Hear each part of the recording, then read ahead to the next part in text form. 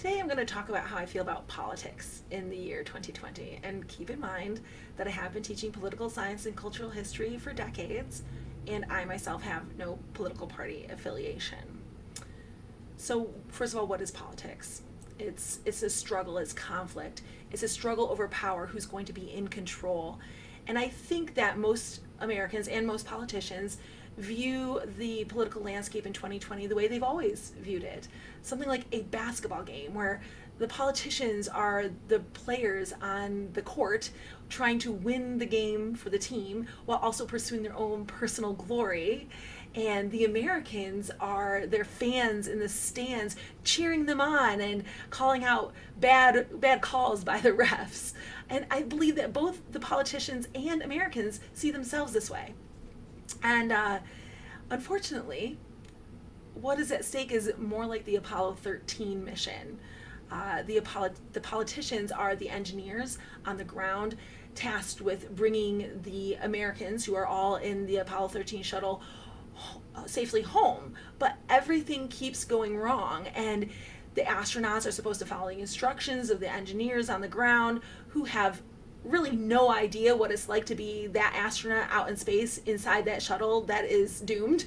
And the astronauts, remember, these are the American people, they don't trust the engineers to get them home safely. And instead of the engineers working together to try to come up with the best solution, and instead of the astronauts working together to even try to decide which engineers are right, and instead of everyone working together to save the shuttle from either flying off into space or burning up in the atmosphere, the astronauts are simply yelling at each other, more concerned with winning an argument than they are with their own destruction.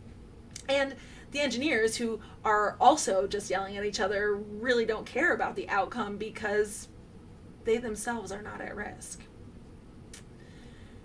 And unfortunately, very few Americans realize the peril they are in, as those who are not yelling are sleeping, and those who actually want to save the shuttle are being drowned out by all the yelling. In 1798, John Adams wrote, "While our country remains untainted with the principles and manners which are now producing desolation in so many parts of the world, while she continues sincere and incapable of insidious and impious policy, we shall have the strongest reason to rejoice in the local destination assigned us by Providence." End quote. And I do believe that Providence had a hand in the creation of this country and forged a future for it.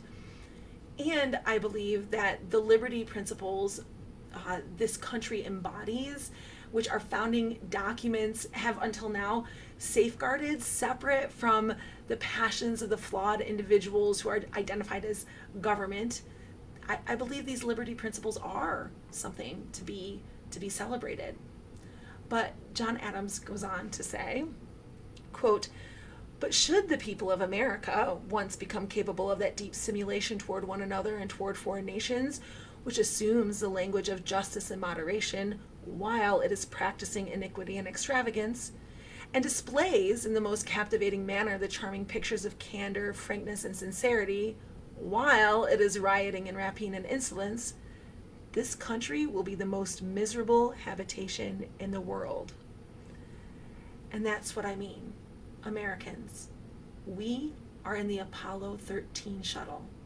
We are not fans at a basketball game. But why will this country be the most miserable habitation in the world? John Adams goes on, quote, "Because we have no government armed with power capable of contending with human passions unbridled by morality and religion. Avarice, ambition, revenge, or gallantry would break the strongest cords of our Constitution as a whale goes through a net. Our Constitution was made only for a moral and religious people. It is wholly inadequate to the government of any other." Whenever my husband and I discuss what the solution might be to whatever is going on, it almost always comes down to if everyone would just be good. problem is, what was once considered virtuous is now considered wrong, and what was once wrong is now considered virtuous. Yes, everyone should just be good. But we no longer have universal values of goodness linked to things like being respectful, kind, hardworking, self-disciplined, patient, compassionate, loyal, grateful, thankful, or just. And we've even redefined many of those terms to mean something they were never supposed to mean.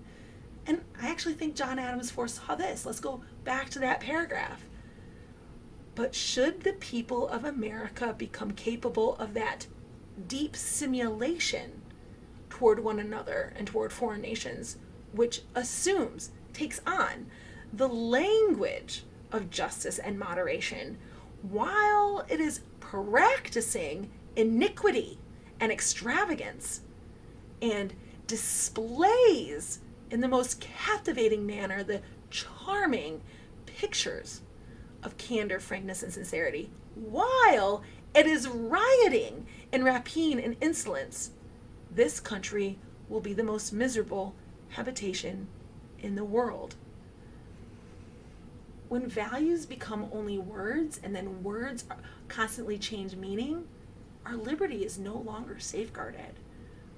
Avarice, greed, ambition, power, and revenge, instead of justice, would break the strongest chords of the Constitution.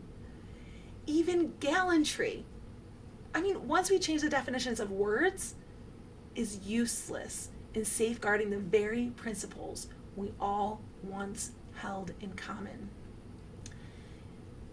Yes, I want to give examples of how this is true and how it is exactly what we are seeing in the public square right now, today, in politics, in business, and in American society in general. But we are in an Apollo 13 shuttle situation, and the yelling is too loud, and there are too many asleep for the message to get through to those who would need the examples to understand. The real question is this: are we going to float off into space, or are we going to burn up in the atmosphere? Because at this point, I just don't see how a safe landing is possible. Not unless people wake up or stop yelling and understand for themselves what danger they themselves are in, and care about that, more than about their team winning the basketball game.